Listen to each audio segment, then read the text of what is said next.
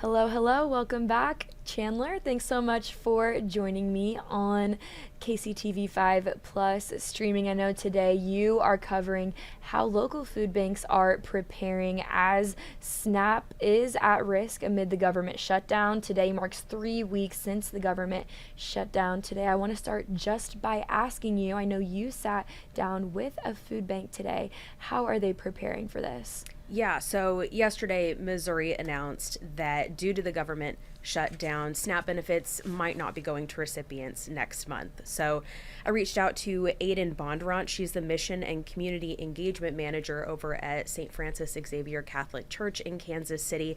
To talk to her about just what they were potentially seeing, if they had gotten any phone calls when it came to SNAP benefits potentially not going out next month. And here's what she had to say about that.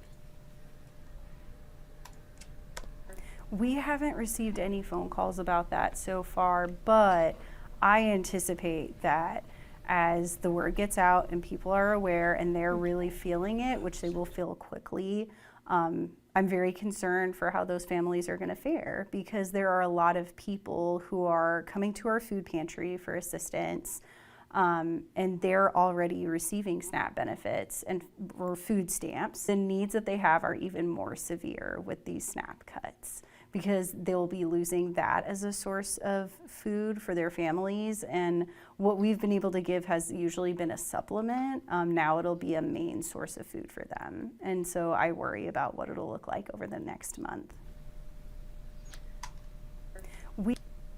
It definitely is a very uncertain time for not only Missouri families, but families across the entire nation as this government shutdown continues. And Chandler, I know you did provide me with a pretty shocking statistic about how many Missourians rely on SNAP each month. Yeah, around 667,000 people in Missouri rely on SNAP benefits. Wow.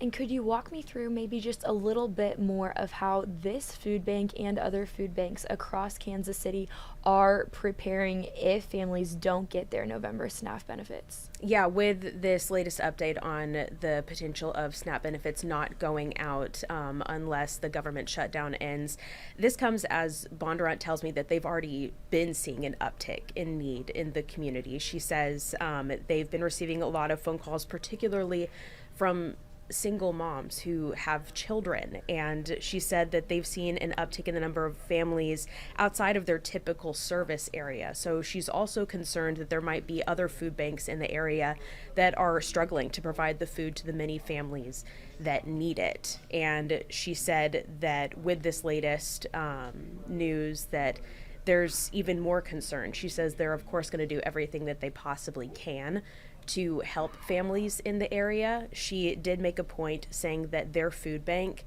which is located at the church at 52nd and Troost, typically helps those that live in the zip code 64110 in that area. She says that if people do call their food bank and don't live in that area, they're still going to try to find the resources to get them the food and items that they might potentially need. With my web story on this topic, it's up on the website right now, as well as your KCTV 5 News app. If you scroll towards the bottom, I have linked Harvesters, which is the Kansas City area's food bank. I've listed their food locator, which will allow you to type in your zip code, your address. It can help you find a partner agency of Harvesters or a food pantry that's located near you, as well as drive-through pickup locations. They have a list on their website. Again, those are linked on our website in this news story, as well as your KCTV 5 News app. And both of those are applicable to Missouri and Kansas.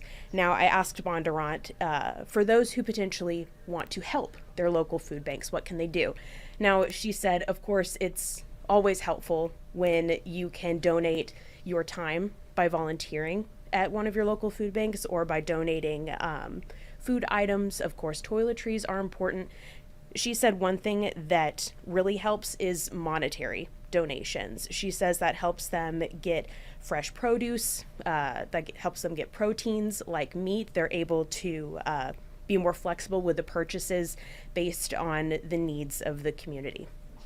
Wow, Chandler, a couple things really do stick out to me about this. First of all, just the fact that these food banks are working together just to provide awareness. And like you said, on your web story on KCTV5.com, there is a link to that harvester's locator. And I think that's something that a lot of families will find very beneficial. And, another thing, so I actually sat down with the staff member last week from Harvesters, and we also touched on, the holidays are right around the corner. We're about a month out from Thanksgiving, and so as uncertainty grows with SNAP benefits, it's just going to be a very uncertain time for many families. And again, like you said, just really helping out your community members and your neighbors, whether it's through monetary donations, volunteering, all of that is very necessary during this time. Chandler, thanks so much for sitting down, and you can view more on this story on your KCTV5 News at 10. Chandler, thanks so much.